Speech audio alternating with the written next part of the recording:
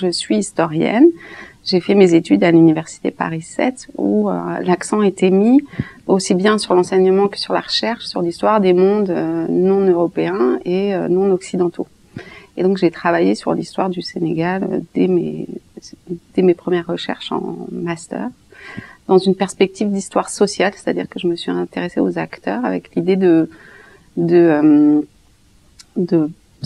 prendre en compte les voix des différents acteurs. Je travaille pas sur le même projet que celui sur lequel j'ai travaillé pour mes recherches doctorales et même les premières recherches postdoctorales. En fait, après ma thèse, je suis allée enseigner 2 ans à l'université des Antilles et de la Guyane, en Martinique, au département d'histoire. Et ce qui m'a amené justement à changer ma perspective sur l'histoire de l'Afrique en la regardant depuis les Antilles. Et du coup, j'ai commencé à travailler à ce moment-là au rapport que les Antillais entretenaient avec l'Afrique.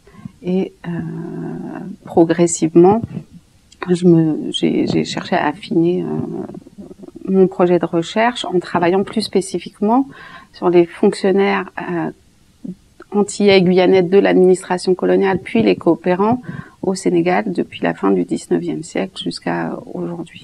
Je suis arrivée ici avec une base de données qui n'était pas totalement achevée, qui n'est toujours pas, qui comprend en fait les noms de ces fonctionnaires, donc puis coopérants antillais et guyanais au Sénégal, pour essayer de savoir, de connaître leur nombre, de leur profession, le temps qu'ils sont restés au Sénégal, s'ils ont fait d'autres pays africains à ce moment-là. La plupart des études, des recherches qui portent sur l'histoire de l'empire colonial français, elles s'intéressent aux circulations entre, disons, les colonies et la métropole. Le premier intérêt, donc, c'est de ne pas seulement s'intéresser aux circulations dans l'empire entre la métropole et les colonies, mais aussi entre les colonies.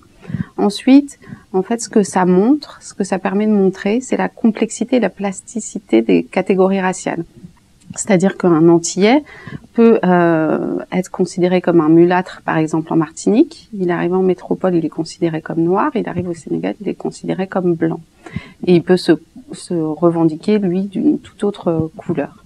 Et en fait, c'est ce que montre cette recherche, c'est justement la diversité de ce qui compose cette catégorie noire.